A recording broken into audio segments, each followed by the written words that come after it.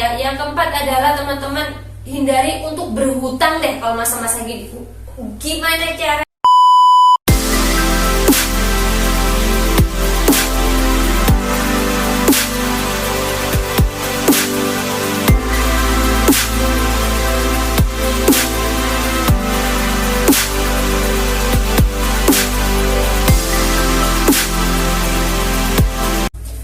Halo, assalamualaikum warahmatullahi wabarakatuh teman-teman semuanya.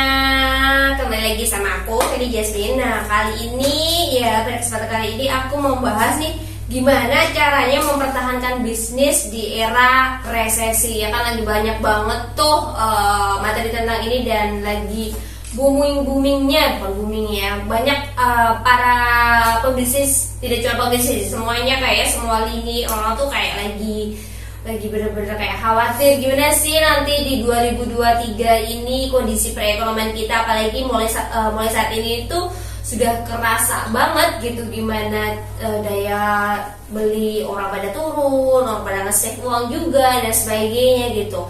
Cuman yang pasti nih tips yang pertama itu adalah kalian harus analisa dulu nih perusahaan kalian atau kantor kalian atau apapun itulah jenis usaha teman-teman semua. Jadi harus dianalisa dulu. Gimana? Analisanya apa sih yang perlu dianalisa? Yang pasti adalah bagaimana analisa keuangan. Keuangannya gimana nih, sehat apa enggak? Yang misalnya banyak hutang, ya dianalisa. Dicatatin satu-satu tuh gimana kesehatan keuangan teman-teman semua. Kalau yang belum punya, kalau belum punya catatan keuangan ini ya teman-teman, mulai saat ini yuk mulai namanya disiplin untuk mencatat keuangannya teman-teman tuh secara disiplin, pakai software kalau memang perlu, kalau teman-teman nggak paham mengenai sistem akuntansi ya kan. Terus bagaimana yang selanjutnya yang harus dianalisa adalah penjualannya. Gimana nih penjualannya, turun atau naik gitu. Kalau turun pasti turun gitu. Kalau misalnya pasti turun ya udah deh. Kalau gitu apa nih produk apa nih yang masih tetap stay dengan penjualan yang baik, trafficnya yang mana nih yang bikin traffic. Jadi kalian harus analisa trafficnya apa yang bisa membuat itu penjualan. Mungkin teman-teman bisa reseller lagi naik, ya udah ditinju di resellernya. Atau satu produk ini lagi naik, ya udah gimana caranya produksi satu produk ini, tapi tetap harus diikuti dengan analisa ya teman-teman, karena takutnya nanti permainan gambling nggak bisa juga gitu. Habis itu yang perlu dianalisa lagi juga gimana kinerja dari tim teman-teman semua, sudah efektif atau belum gitu. Kalau memang belum efektif, diefektifkan gitu. Jadi saat ini itu waktunya kita benar-benar yang harus, ibaratnya kalau kerja tuh harus lari kencang gitu. Karena kalau kita masih jalan di tempat atau kita masih santai-santai aja, sedangkan yang lain itu udah lari nih teman-teman untuk mengejar gitu. Ibaratnya kalau saat ini itu kuenya tuh tinggal dikit gitu, masa pasarnya tuh tinggal dikit. Bukan masa pasarnya sih, masa pasarnya ada, cuman memang mereka membatasi untuk beli gitu. Jadi teman-teman harus benar-benar kayak harus kerja ekstra. Kalau biasanya cuma ekstra 2 ya kita harus ekstra 3, ekstra 4, ekstra 5 kayak gitu. Yang terpenting itu. Terus untuk tips yang kedua adalah teman-teman harus analisa kondisi pasar. Gimana nih kondisi pasar? Atau memang lagi naik, ada yang naik atau ada yang turun nih. Kalau ada yang naik, apa aja yang naik? Kalau turun, apa aja lagi yang turun gitu. Dan bisnis kita tuh termasuk yang mana? Termasuk yang naik atau termasuk yang turun?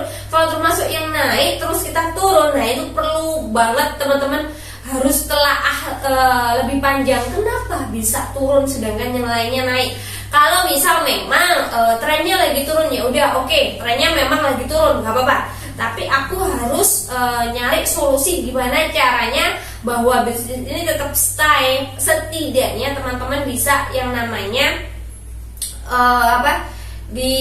bertahan lah gitu di angka ya operasional ketutup dan sebagainya seperti itu. Jadi teman-teman harus analisa kondisi pasar juga gitu. Terus yang ketiga adalah lakukan inovasi atau cari cari sesuatu yang baru. Misalnya produk ini lagi naik atau lagi turun, tapi apa ya yang bisa menambah atau mendatangkan traffic dari luar gitu. Ibaratnya kayak pokoknya harus lakukan inovasi, entah itu meluncurkan produk baru, entah itu membuat sesuatu gebrakan yang wow, ya kan. Nah itu teman-teman harus cek juga gitu.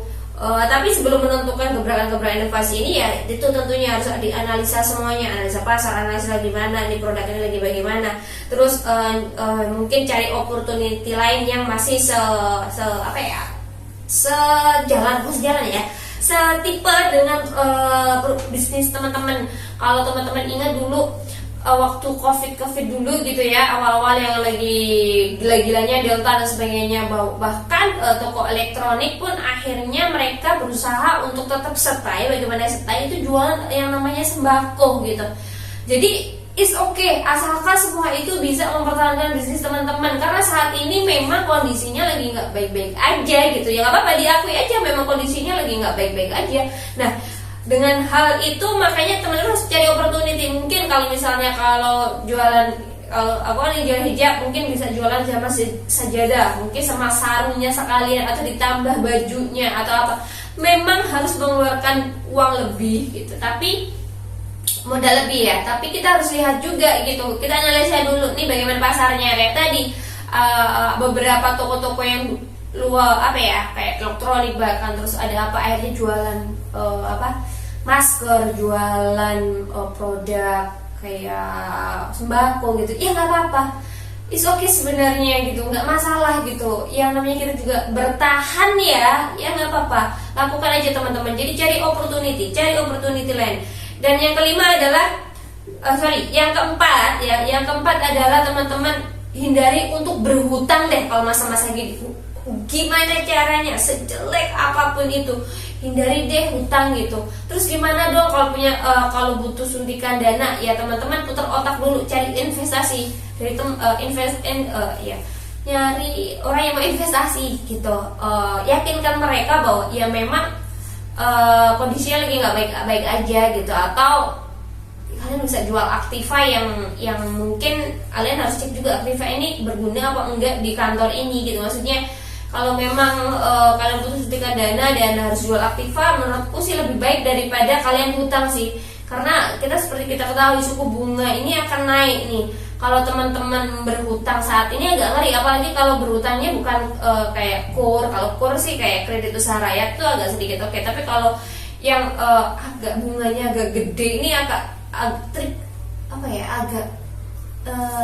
mengerikan sih menurutku, karena memang lagi kondisinya kayak gini. Jadi benar-benar teman-teman harus hindari hutang. Gimana caranya? Ya itu tadi, kalau mau jual aktiva jual aja dulu, nggak apa-apa. Efisiensi kita harus cek dulu aktiva yang nggak kepake mana, yang bisa dijual mana, kayak gitu teman-teman. Jadi menghindari hal-hal semacam itu.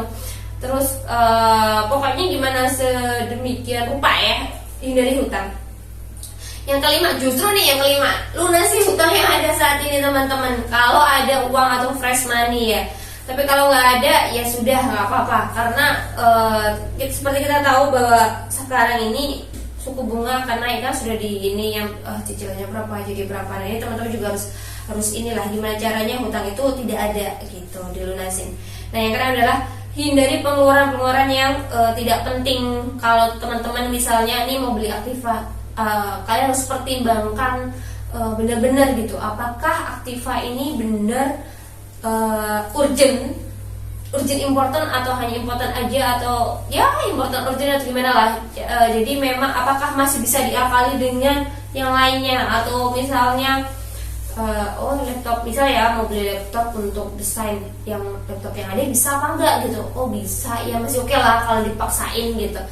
Nah ya udah gitu, paksain aja dulu, nggak apa-apa, karena memang lebih baik tuh uang diputar dulu buat beli produk dan dijual lagi gitu teman-teman.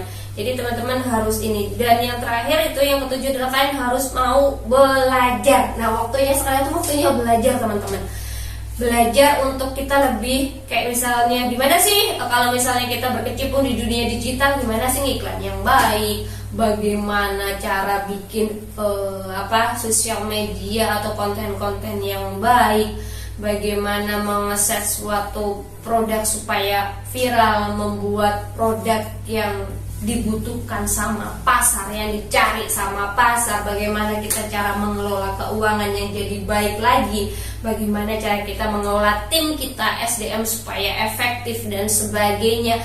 Nah, itulah yang bisa kita lakukan teman-teman untuk menghadapi resesi di 2023 yang mulai, mungkin ada beberapa teman-teman yang saat ini sudah mulai terasa gitu. Jadi saat ini itu waktunya kita untuk bertumbuh, waktunya kita untuk grow up, waktunya kita untuk belajar yang pastinya. Jadi tidak usah khawatir, tugas kita hanya saat ini setidaknya bertahan saja teman-teman, bertahan saja, tidak usah mikirin yang muluk-muluk untuk wah pengen lah basket bagus seperti itu. Kalau memang ada itu nggak apa-apa, maksudnya kita tetap ngeset suatu target, kita tetap ngeset laba, ngeset dan sebagainya. Itu teman-teman mau profit berapa kayak gitu-gitu, itu bagus. Iya, memang kita harus seperti itu. Tetapi ketika hal itu tidak terjadi, tidak usah patah semangat, kok nggak bisa tercapai, kok udah deh.